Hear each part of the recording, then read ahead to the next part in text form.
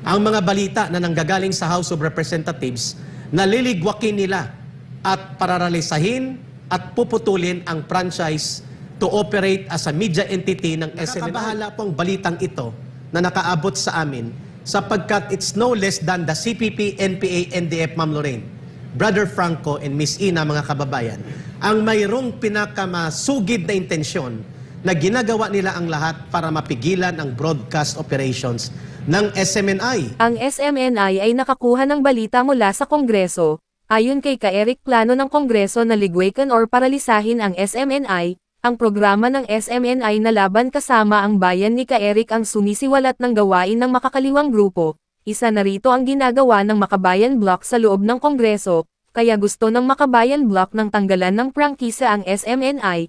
Ito ang aalamin natin sa video na ito. Kung bago ka lang sa aking YouTube channel, baka pwede makahingi ng like at subscribe at click mo na rin ang notification bell para updated ka sa aking nilalabas na bagong video. Salamat po. Ang SMNI po, ang kanyang central core mission is to promote and advocate good governance for nation building as a partner of the government, not as an enemy or obstacle to the government. Malinaw po tayo dyan. Kaya kami, ang aming paninindigan dito, editorial program and mission policy namin dito, laid out by Pastor and the editorial authority of SMNI, is to fight principally all forms of evil that destroy our country and our people. And in the hierarchy of actual evils that destroy our country and our people, it's the CPP, NPA, NDF that comes first. After 54 years na nananalasa sila at sumisira sa ating bayan, what more could we be more grateful than for the former President Rodrigo Duterte and for the current President Bongbong Marcos Jr. to bring on and continue with a very good task force mission na tinatawag na NTFL-CAC or National Task Force to End Local Communist Armed Conflict, grounded on good governance. And ang ini-execute nito ay ang buong pagkilos ng pamahalaan at katuwang ang buong mamamayan, whole of nation, whole of government approach and participation. At kaya dahil sa mission program na yan ng SMNI, mayroong dedicated program dito na laban kasama ang bayan. At mayroon pang ibang mga programs dedicated to reveal the truth in exposing kung paano sinisira ng CPP, NPA, NDF ang ating bayan. That includes exposing the modus operandi of how they infiltrate the government and how they play political alliances and opportunism with some sectors and section of political leadership. And right now, dito yan sa SMNI nakikita at naririnig ang ganitong mga paglalahad. Malinaw po yung binanggit ni Pastor. The government in its authority must be a terror to those who do evil against the people and against the country, but not a terror against those who do good work. Malinaw po tayo dyan, bakit lumalabas ngayon, mga kababayan, ang mga balita na nanggagaling sa House of Representatives na liligwakin nila at pararalisahin at puputulin ang franchise to operate as a media entity ng SMNI. Kasama po dyan ang pagtanggal nila ng karapatan ng mamamayan na makakuha ng tamang impormasyon that will galvanize and consolidate the people's consciousness to become part of nation building against all forces that destroy our country. Nakakabahala pong balitang ito na nakaabot sa amin sapagkat it's no less than the CPP, NPA, NDF, Ma'am Lorraine, Brother Franco and Miss Ina, mga kababayan, ang mayroong pinakamasugid na intensyon na ginagawa nila ang lahat para mapigilan ang broadcast operations ng SMNI. Since ito po ay naging isang mission-oriented against CPP, NPA, NDF, ang pinaka-core mission dito sa programang ito, lalo na sa laban kasamang bayan. Sinubukan nilang habulin tayo sa KBP, kapisanan ng mga broadcasters ng Pilipinas. Sinubukan nila habulin tayo sa MTRCB. Nagreklamo din itong grupo ng CPP, NPA, NDF sa National Telecommunications Commission, NTC. And now, they are emboldened by Speaker Martin Romualdez and his cohorts and gangsters political allies na ang CPP, NPA, NDF ay muling mamayagpag para questionin ang existence ng SMNI because balakid at tinik sa lalamunan ng CPP, NPA, NDF and all their modus operandi ang pagkakaroon ng ganito katapang at kalantarang paghahayag ng katotohanan na ginagawa ng SMNI, particularly sa programa dito sa Laban Kasamang Bayan. Your take on this development, Ma'am Lorraine, Miss Ina and Brother Franco, na nakaabot sa atin last week pa, kung kaya natin ito ibinubulgar sa araw na ito. I want to give a backgrounder. No? Nung nagsimula ang NTF-ELCAC, ang NTF-ELCAC, 12 ang clusters niyan. Merong security cluster, may strategic communications cluster, local peace engagement cluster, 12 yan. At yan ang nagpabagsak sa CPP, NPA, NDF. But there was an independent study that was made by the DND, no, for bakit napaka-amazing ng accomplishments na nagawa ng unang NTF-ELCAC at napadapa itong salot, no, lalampas kalahating siglo na teroristang organisasyon. At ang naging reason nila, number 1, ang strategic communications cluster that I had the honor and the privilege of heading. Correct. No, so sa madaling salita, 99% ng ginagawa ng CPP kasinungalingan, propaganda sa media. No, so ang napakahalaga ng communications at mabigyan kayo ng armas. At dahil dun sa communications na yon, dahil sa information na binigay namin sa ating mga kababayan, namulat ang mga mata ninyo at dahil dyan, sunod-sunod na yung accomplishments na nangyari.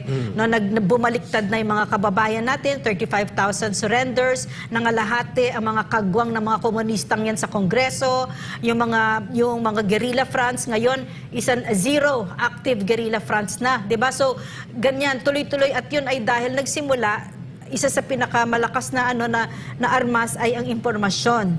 So ngayon napatahimik na ni Cheloy Garafil ang Strategic Communications Cluster ng NTF-ELCAC. Nag-iimbento ba ako? Naririnig nyo ba ngayon ang Strategic Communications Cluster ng ELCAC? Mas tahimik pa sa sementeryo, 'di ba? So sino na lang ang armas na natitira ng ating bansa? Ang SMNI. Tayo na lang. No? At alam ng CPP, NPA, NDF yan. Kung kaya't yung sinabi ni Eric, yun ang ginawa nila. Sinusubukan nilang busalsalan tayo. Pero hindi nila magawa. Pero ngayon, bakit nila nagagawa? And we can trace this to the alignment of yung panloloko nila kay Speaker Romualdez. No, yung panlilinlang nila, I call it panlilinlang kasi akala ni Speaker, nagagamit niya itong mga attack dogs niya. Pero sa totoo lang, Speaker, ikaw ang ginagamit ng mga yan at ikaw ang sinisira ng mga yan. Agree. So, ito yung nangyayari dito. There is a very powerful ally of this communist terrorist organization that I never thought this would happen. Correct. Because we gave to the Marcos administration a CPP, NPA, NDF that was virtually on its deathbed. Correct. And now here they are. Kaya nilang ipasarado ang SMNI at bakit, no? Kasi nga yung impormasyon na yan, armas yan. So gusto nila, nalilito na naman kayo. Gusto nila, ang taong bayan, ignorante na naman. Gusto nila, bakit? Para manakaw na naman nila yung mga anak natin sa atin. Ayun. At maging NPA ulit.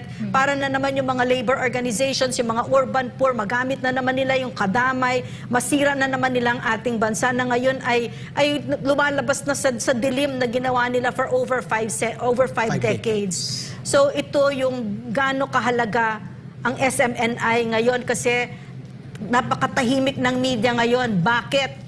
Ang naririnig namin, nabayaran na ang media ngayon. And that should scare you because you know why?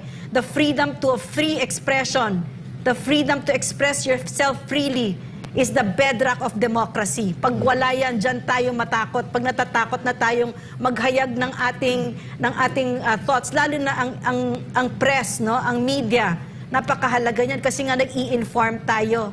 So, iyan ang nangyayari sa ating bansa ngayon. Hayagan at garapalan na. No? Miss Ina, your take, Brother Franco, bilang mga bahaging mamamahayag dito sa SMNI, particularly sa programang Labang Well, Kasamang Bayan. una, ka Eric, Ma'am Lorraine, and Franco, napakaganda ng mga unang punto na inyong inihayag, no? Napaka-timely ng sinabi ni Pastor ngayon, no? Sa kanyang preaching, no? Kasi sumento rin sa warning against oppression. Remember, no? Lagi si Pastor vocal siya na suportahan natin ating pamahalaan. Ang SMNI nga dinedicate niya para tulungan ang ating pamahalaan for nation building, particularly dito sa information war. That's exactly the mission of SMNI. Yes. But ito kahapon, napakaganda rin ng reminder na binigay ni Pastor na itong na sa ating pamahalaan, no? 'Di ba, yung sinasabi natin sa demokrasya, the voice of the people is the voice of God. Yes. Ibig sabihin na pagkakaluklok sa inyo dyan ay kapangyarihan ibinigay sa inyo upang paglingkuran ang sambayanan. 'Di ba, to do good works, not to destroy the good works. Correct. 'Di ba, terror to the ones who do evil. So you are being reminded, kayo mga nasa pamahalan, do your job, because if kayo ay magpapatuloy, no, nagdagbigay din ng mga example na stories of Pastor, no, sa Bible mismo nangyayari, ha, na kayo ay talagang posibleng mabigyan, no, ng judgment yan, at huwag niyong hintayin ang taong bayan mismo ang magbigay sa inyo ng hatol. At ayan ayaw natin mangyari. Kaya lalo na, no, sa mga reports na naririnig natin, Ma'am Lorraine, ka Eric Franco, no, itong mga nakipagkutsabahan sa CPP, NPA, NDF na napakalinaw na isa itong teroristang organisasyon na libo-libong buhay na ang nawala, inosenteng buhay, at hanggang ngayon umiiyak sila ng hustisya. And yet, hinahayaan ninyo na ang mga dugo na ito ay muling bumabalik dyan sa Kongreso. Correct. So ito po ang panawagan natin. Mag-isip-isip po tayo dahil ang pananagutan, napakabigat po ng pananagutan nyo para sa ating bayan. Pwede Agree. bang padagdag, no? Yes, ma'am. Sino ba ang kalaban ng gobyerno? Iisa, CPP, NPA, NDF, kalaban ng gobyerno, si Franz Castro, si Arlene Brosa, si Raul Manuel, Kabataan, Gabriela, Alliance of Communist Teachers, lahat yan, CPP, ang kalaban ng gobyerno. Alam niyo kung bakit? Kasi isa lang kung bakit sila gumigising sa umaga. At yan ay para sirain ang ating gobyerno. At ang advokasya namin dito sa SMNI ay maging kakampi ng gobyerno, katuwang ng gobyerno. Kasi bakit? Meron bang kumikita dito ng malaki? Wala. Walang kumikita ng malaki dito. Ito ay alay namin sa Pilipinas. Talagang nagsanib puwersa ang mga buhay namin dito para tulungan ng ating gobyerno. So kung kami nagsasalita at nag-criticize sa gobyerno, ito ay nanggagaling sa pagmamahal sa bayan at yung sincere desire to help government. At ngayon, yung nakakalungkot tignan dito, yung kalaban ng gobyerno, yan ang kinakampihan ninyo. Yan yung sumisira sa ating gobyerno, and our country is only as good as our government. No, so yan ang nakikita natin ngayon, pero yung totoong kakampi ninyo, yung totoong nag-aalay na wala na nga marami na dito mga ads na it's not earning, no? It's not earning anymore. At talagang totoong pagmamahal sa bayan, ito pa nasa isip ninyo, nakalaban ninyo. Yan. Talagang nabaliktad na talaga mga utak ninyo. Ito yung panawagan natin ngayon, Brother Franco. Eric, patanong lang sandali. Paano nagawa nitong sina Franz Castro sa isang napakatalino na speaker na nakita nila na naging baliktad sa isip niya?